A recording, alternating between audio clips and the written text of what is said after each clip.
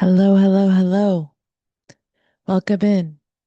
My name is Angel. I've been in the practice of making more space for my natural soul's expression, and I invite you to come along with me.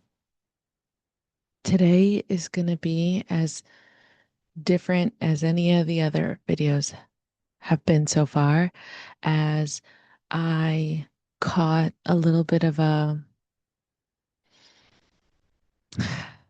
inspiration or okay, what happened was I listened to two different messages and something moved inside of me. So, as I got inspired by these messages, I was invited to, guided to, told to go do some automatic writing. And if you don't know what automatic writing is, it's just where you put pen to paper, you don't know what you're going to write, and you just let whatever comes up come out. So I wanted to read a little bit about what came out because it's similar to when I just hit record on these videos and when I get quiet and I just allow my natural soul's expression to come through. That's what this automatic writing was, and this is pretty massive. um I just want to see if it lands. I'm gonna cry. Oh, that's that's interesting.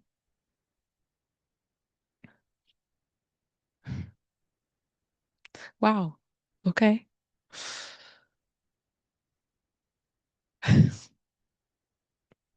So I want to share because I want to see if it lands for you in any type of way, not even if it lands the same for you as it does for me. I just want to see if it lands. Am I onto something? Is my soul actually saying something? Okay. Let me start from the beginning. So, holy crap. I don't know if I can even read my own handwriting here.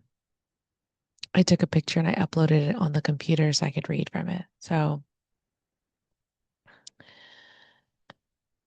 one of the videos that I had just watched was the astronauts who just came back to Earth.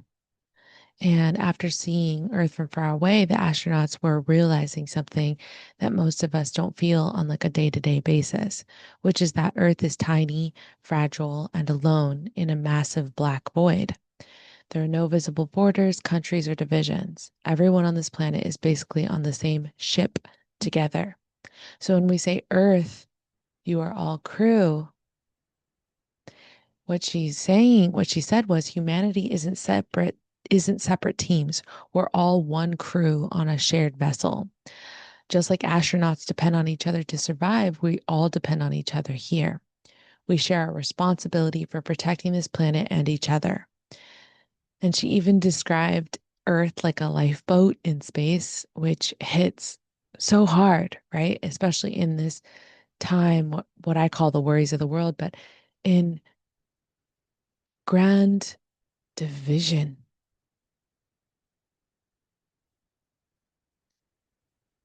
So there was another layer that I was kind of feeling, and it's not just scientific, it was very emotional. It's this realization that we're more connected than we act. A lot of what we stress about is small, and when we're all navigating life together, or we are all navigating life together, whether we like to admit it or not. So I had to sit with this. I was like, this is what I've been feeling for quite some time here now in this individualistic culture that we live in this hyper independent life that I've been I've been leading, and thus life has been mirroring back to me. This last man standing mentality that courses through. And I talked about this in another video, but in 2020, I recognized the need for community and started teaching myself the value of said community.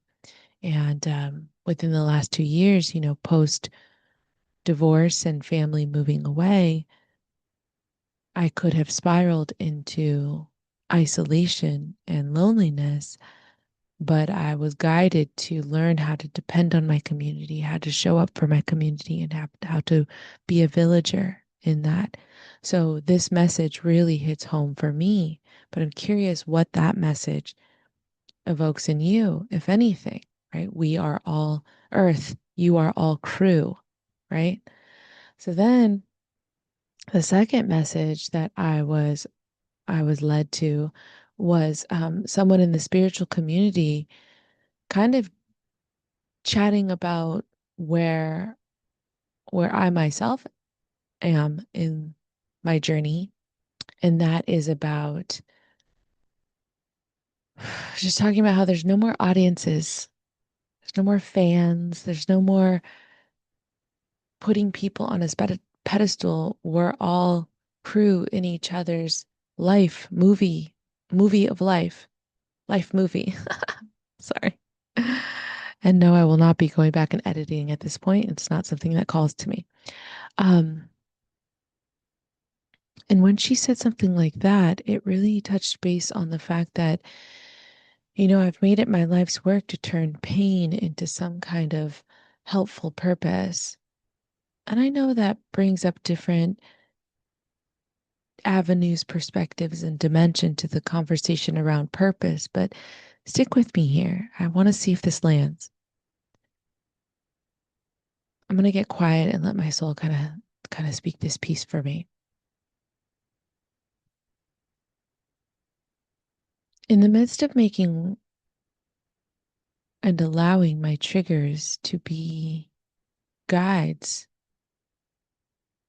mirrors, showing me where I'm not fully showing up for myself or loving myself unconditionally, and turning my pain, my life's pain, this life's pain into ways that I can show up for people healthily,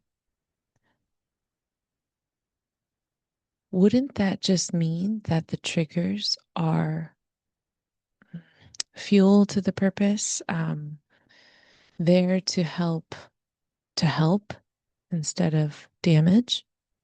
Wouldn't that mean that everything is in fact working out to our highest good?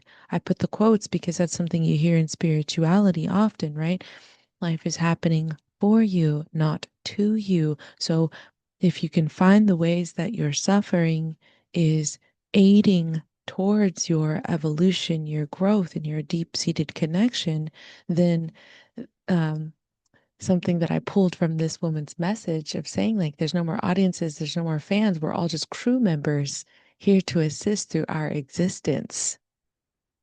So she was pointing out similar realization, or maybe my pattern recognition picked it up from the astronauts and the spiritual community members, the same realization that just through, but it was just through like a spiritual lens.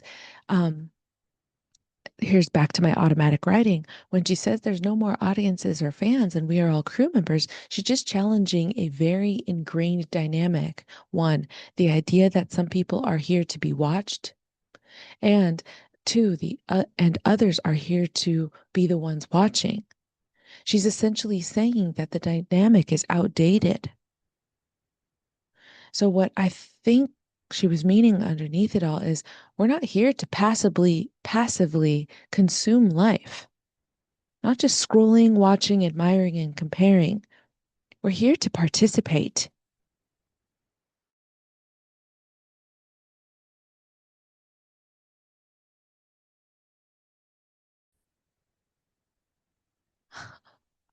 This is what my soul was right.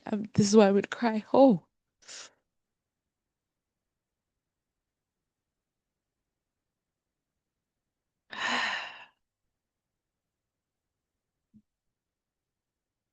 So, what I was pulling from this is no one is above or below you. Even people you admire, they're not stars and you're not the audience. They're just other crew members with different roles. No pedestal needed, no shrinking required. So, I sat with this for a second and I simply asked my soul, I'm like, so what is it that is hitting so hard in this body because my body was feeling a visceral reaction. And she said, your existence is contribution. Huh? Pardonnez-moi, monsieur. This is the part that people and myself were missing. You don't have to be louder, bigger, or more successful to matter.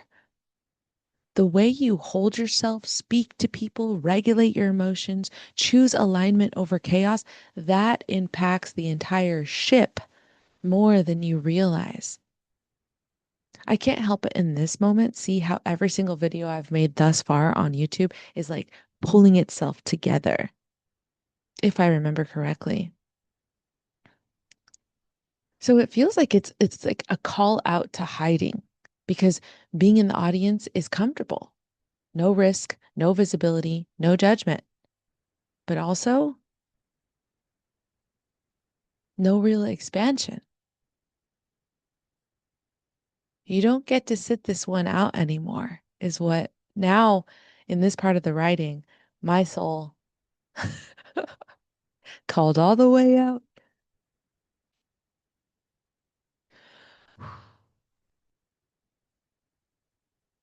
My soul was saying to me, you don't get to sit this one out anymore. And this is what we're, let's be real for a second. I'm hitting something deeper in you because a lot of women, people in general, but she chose to say woman, have learned to watch instead of lead, admire instead of embody, consume instead of trust themselves. So this isn't supposed to be poetic. This is extremely activating for me. And again, I'm curious what this does in you, for you, for you, by you, from you, to you. So I want you to take a breath. Where in your life are you still acting like an audience member? Where are you watching someone else live the life that you feel called toward? That's your doorway. This was said to me in my automatic writing, but I want to bring it to you as well. We don't need permission. We don't need to arrive first. We just need to step on the floor and take our place as someone who contributes to the energy of the world, not just observing it. So then I was like, where do I start? I know in a lot of ways, showing, I've started, right? Showing up on YouTube, being online more, launching the pilot of my group coaching program, which is going excellent, by the way. Oh my God, better than I can imagine. I'm going to cry again. Hold on. I have this feeling that sometimes when I cry, it's really just my soul's excitement and joy of finally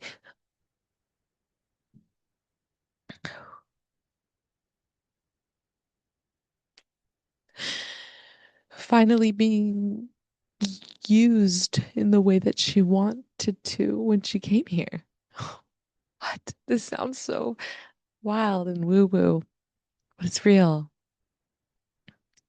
So I asked, I was like, where do I start? And I wrote, start small, but start today. Speak when you would have stayed quiet. Share when you would have held back. Choose yourself where you usually defer, because we were never meant to just watch. We were always meant to be part of a crew.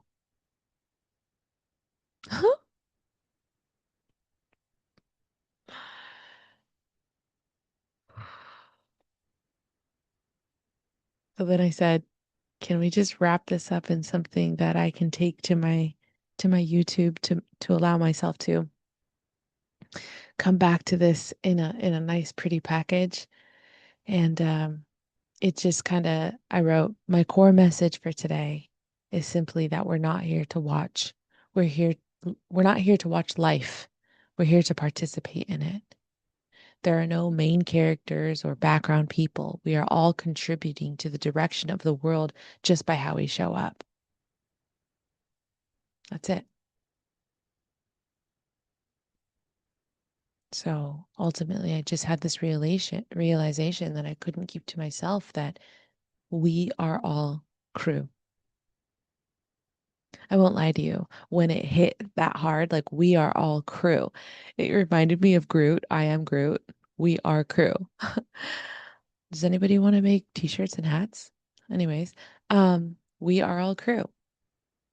So seeing that astronaut's perspective, then hearing the spiritual reflection, it really just like shifted that inside of me. We've been all acting like audiences. We've been watching, comparing, and waiting, putting people on pedestals.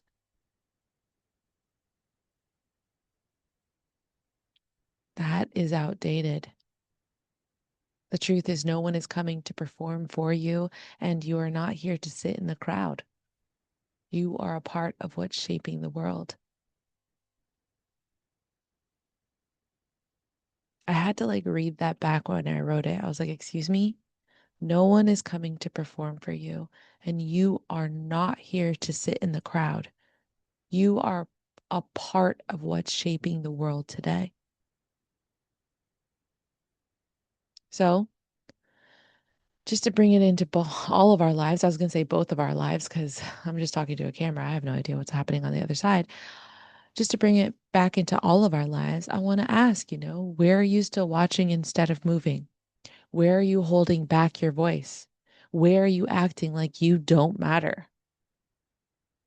Because if we're all crew, then how are you showing up?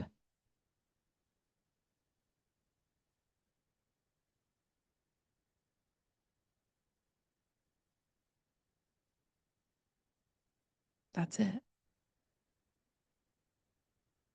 I love you.